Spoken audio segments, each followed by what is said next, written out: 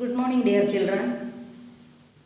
Today we are going to study seed, structure of dicot seed and the structure of monocot seed.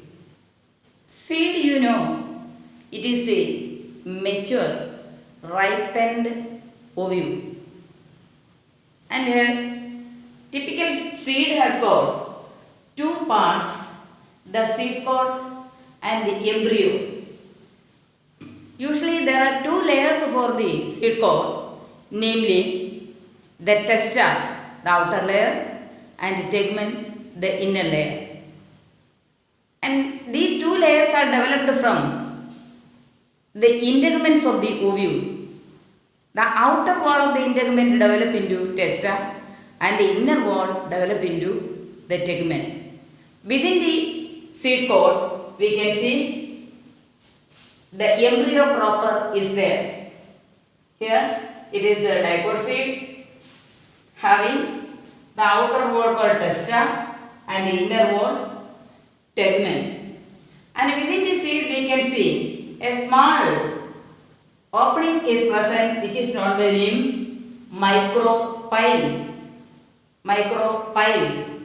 through which water enters into the seed at the time of germination.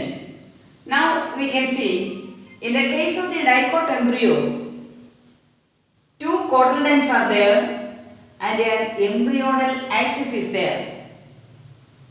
Within the cotyledon, food materials are stored. That is why the cotyledons are swollen and fleshy. And the embryonal axis consists of the plumule and radicle. The plumule develop into the shoot system and the radicle develops into the root system. And thus we can see the embryonal axis consists of plumule and radicle. Afterwards, the plumule develops into the shoot system and radicle develops into the root system. These together constitute what is called the embryonal axis. And the portion of the embryonal axis just above the point of attachment of the cotyledon is known by the name epicotyl, and the portion of the embryonal axis just below the cotyledon is known by the name hypocotyl. This much about the structure of dicot, embryo and dicot seed. Here in the case of seeds, depending upon the storage of food materials, we can see there are two different types of seeds, namely endospermous seeds and non-endospermous seeds. Or we can say that albuminous seeds and ex-albuminous seeds. In the case of castor, the food is stored in the endosperm.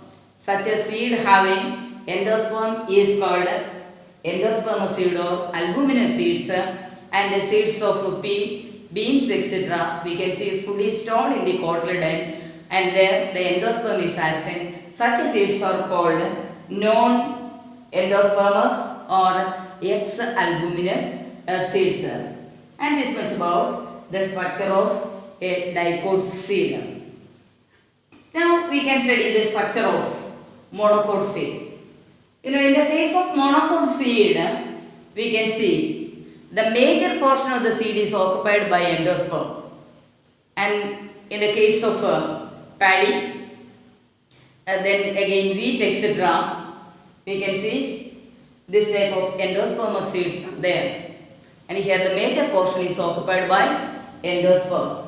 And the embryo is situated towards one side of the seed, which is also very small. Here the wall of the fruit is fused with the seed. Here the fruit wall is fused, that is the testa and tegument are fused with the fruit wall, and here we can see the endosperm is separated from the embryo by means of a proteinaceous coating known by the name the aleurone layer. Here this is the aleurone layer which separates the embryo from the endosperm. Aleurone layer which is a proteinaceous covering, and also nutricule. And the major portion is occupied by endosperm. And the embryo consists of the plumule and radicle. The plumule is protected by a protective covering called coleoptile, and the radicle is protected by a protective sheath known by the name coleorhiza. In the case of monocot seed, we can see there is only one cotyledon, and that particular cotyledon is known by the name scutellum. Scutellum. Here you know the seed is the major portion of the seed is occupied by endosperm. So it is an endospermous seed or albuminous seed, and the embryo is small and situated to one side of the seed and is very small, and the embryo and the endosperm is separated by a protective covering known by the name, a proteinaceous covering known by the name aleurone layer, and the embryo is having only one cotyledon, and that particular cotyledon is known by the name the scutellum, and here the plumule is protected by a protective sheath known by the name coleoptile, and the radicle is protected by coleorhiza. This much about the structure of monocot seed. Today we can stop here.